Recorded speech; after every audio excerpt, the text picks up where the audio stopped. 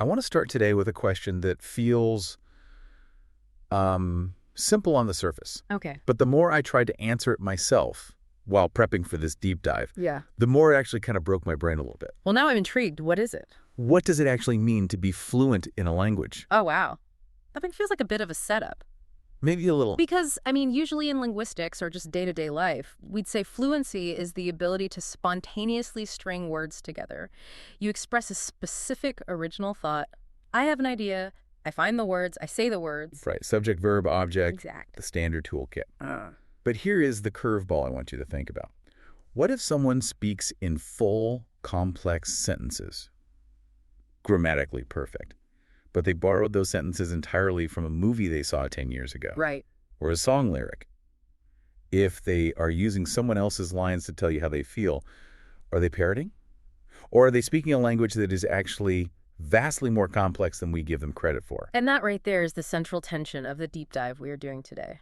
Yeah. I'm really glad you framed it that way because we are looking at a really unique piece of source material. It is wild. It's a peer-reviewed paper published in the journal Neurodiversity in 2026. It's titled, "The Script is Not the Silence Auto Theory of a GLP Mind in a Pathologized World" by Jamie Hurwicz. And I have to say, calling this a paper feels like a disservice. It does. I've read a lot of academic texts for this show, and let's be honest, they can be pretty dry. Very. This is poetry, it's rhythm, it's personal story. The author calls it auto theory. It felt more like reading a memoir than a medical text. It is a fascinating format, and that is entirely intentional.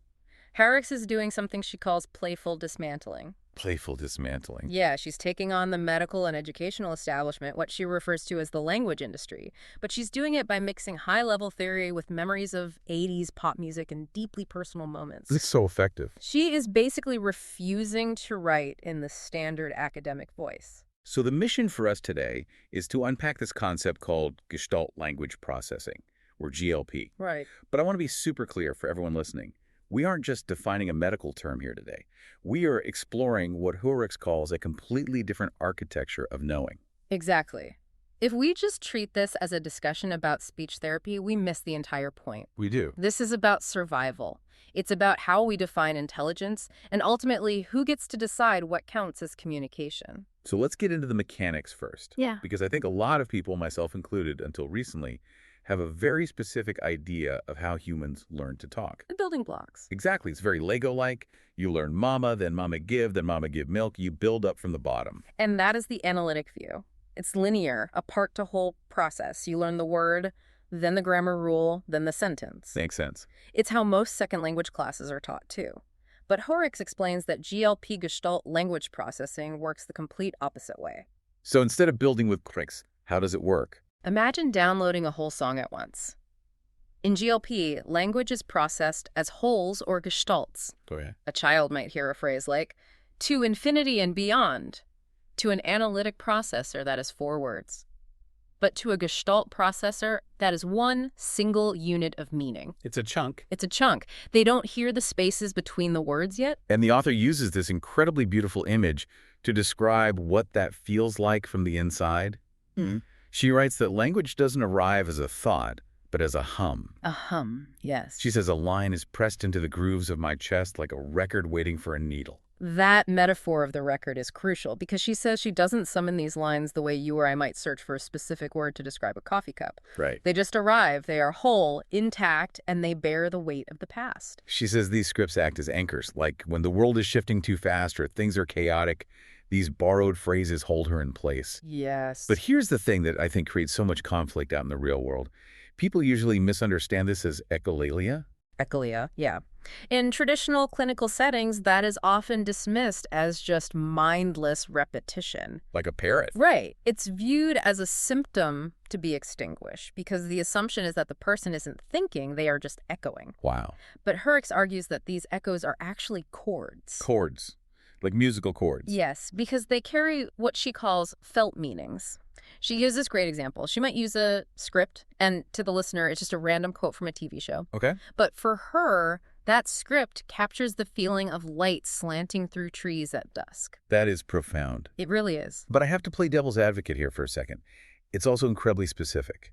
How is a listener, a teacher, a parent, a friend Supposed to know that to infinity and beyond actually means light slanting through trees. Well, that's the rub. Isn't that a communication breakdown? That is the challenge, and Horwitz entirely acknowledges that the script isn't just the words. It encodes the entire atmospheric feeling of the moment she first heard it or felt it. So it's a resonance.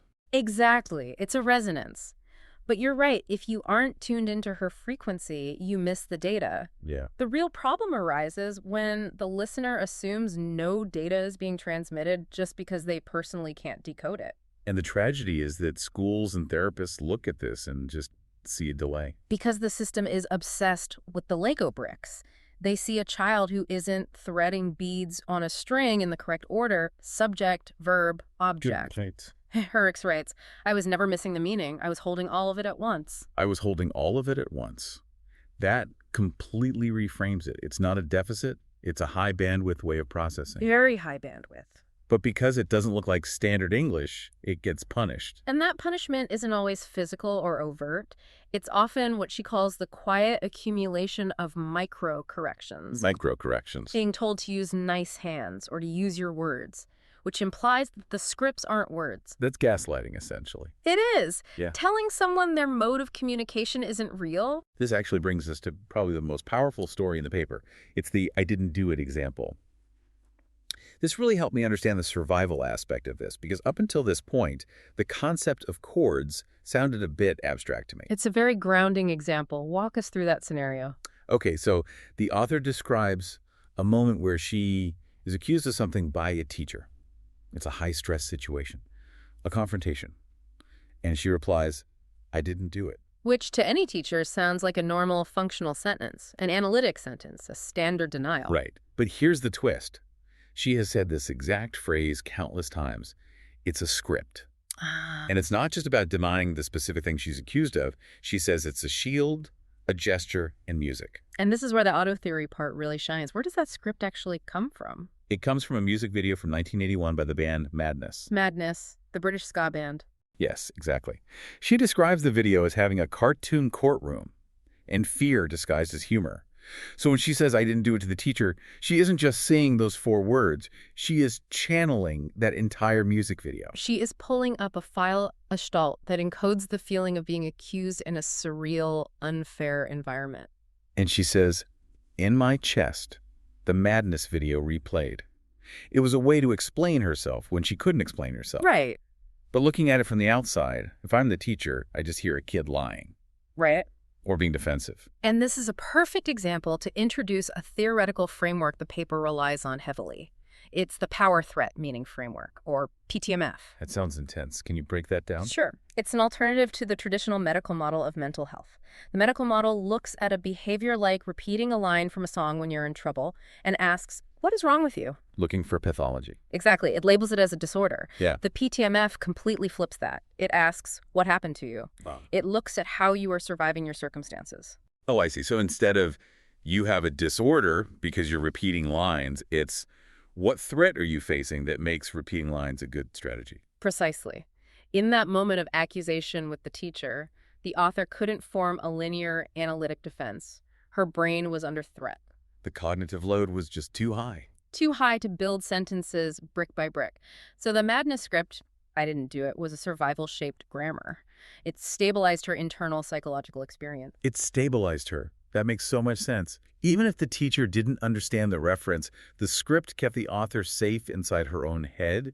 It gave her something to hold on to. Right, it preserved her coherence.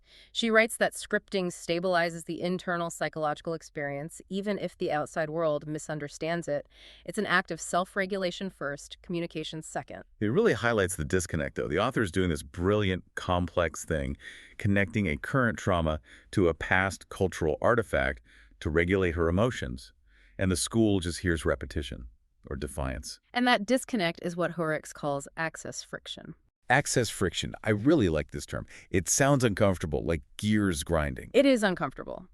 It refers to the friction that occurs when institutions claim to be inclusive but haven't actually changed their foundational structure. Right. You might have an IEP, an individualized education program, but if the staff doesn't understand GLP, the accommodations are essentially fake. Cosmetic. Just checking a box. Yes. She talks about how institutions inherently value legibility and order. They want data they can measure. They want to see you answer why questions, who, what, where, when. The language industry. Correct. And Horrocks points out a major clash here with the science of reading. Oh, that's huge right now. Everyone's talking about the science of reading. Phonics, decoding, it's everywhere in education. It is, and for many children, that works. We have to be clear about that. The paper isn't saying it's entirely bad. Right. But Horrocks critiques it as a juggernaut that prioritizes analytic decoding, breaking words into sounds. She argues this structurally conflicts with Gestalt learners who develop meaning first. They start with the whole story. The whole story, the whole feeling, and they break it down later. If you force them into phonics too early, you might be dismantling their primary way of making meaning. It's like trying to teach someone to appreciate a symphony by forcing them to analyze individual notes before they're ever allowed to hear the actual song. That is a very apt comparison. And because the system demands this analytic approach, GLP students are penalized. They are marked as non-compliant or off-topic. She gives another great pop culture example of how she resists this.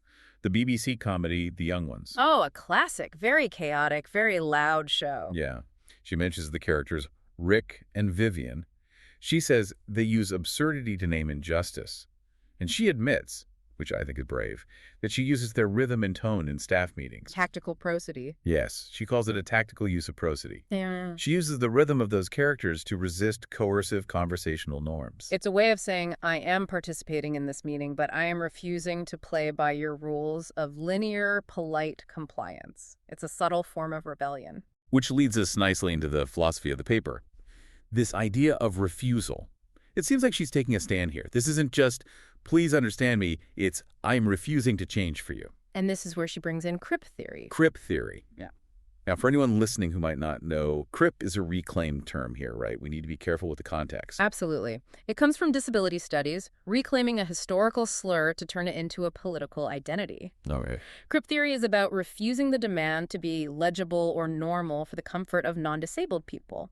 It challenges the idea that the goal of disability rights is just to be as normal as possible. So in this context, Horrocks is saying she refuses to fix her GLP to sound like standard English, just to make everyone else comfortable. Exactly. She argues that scripting is a form of authorship.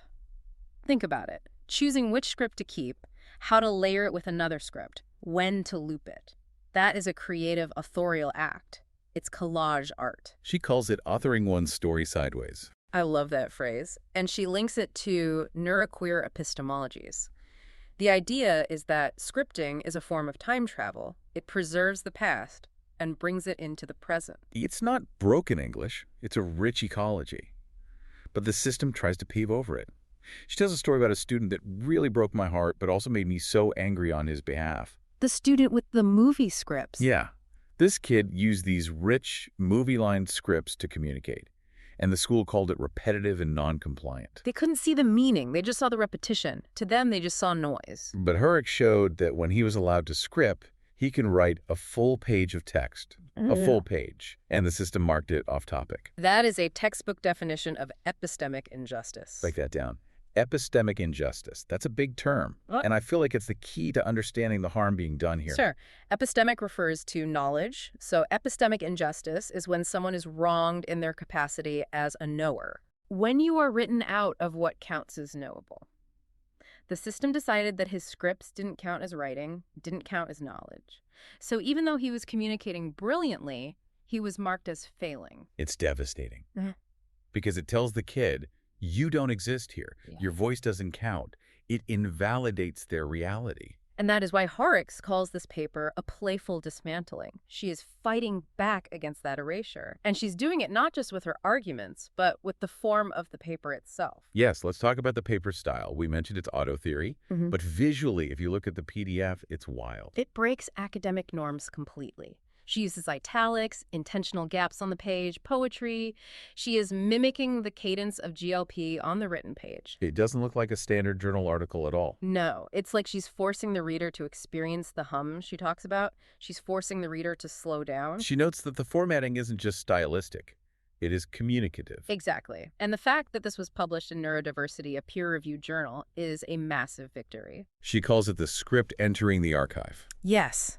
She is putting this otherwise way of knowing into the official record. It is a form of resistance. It's saying, we are here, and our way of speaking is valid enough for the archive. Her conclusion really stayed with me. She writes, I was speaking this whole time. That is the crux of it.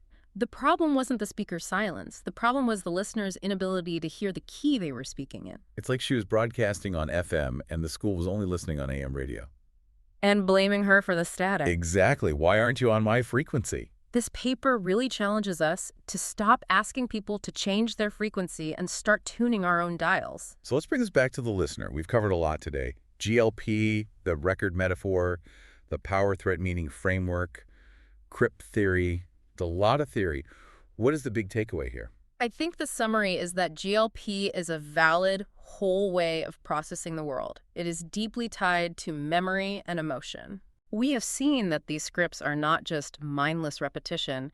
They are survival tools. They are emotional anchors. And when we pathologize them, we are stripping people of their defenses. And for anyone listening who interacts with kids or just other humans, frankly, why does this matter to them? It matters because it challenges you to listen slower and softer, as Hoeks puts it. We live in a world that prizes speed and directness. We want the bullet points. We want the subject-verb-object. We have the quick analytic data. But this deep dive reminds us that clarity and standard English are not the only ways to tell the truth. Sometimes the truth is in the rhythm. Sometimes it's in the movie quote from 1981. Sometimes the truth is in the silence between the words. I want to leave everyone with the author's final provocation because I think it's something you can carry with you into your week. Yeah. She asks, what else have you mistaken for silence? It's a haunting question. It really is. If someone isn't speaking in your timeline or using your grammar, are they saying nothing, or are you just unable to hear the constellation they are building? It definitely makes you rethink what it means to be a good listener. Absolutely. Thank you for walking us through this one. It was a heavy one, but a beautiful one. My pleasure. And thank you for joining us on this deep dive. We'll catch you on the next one.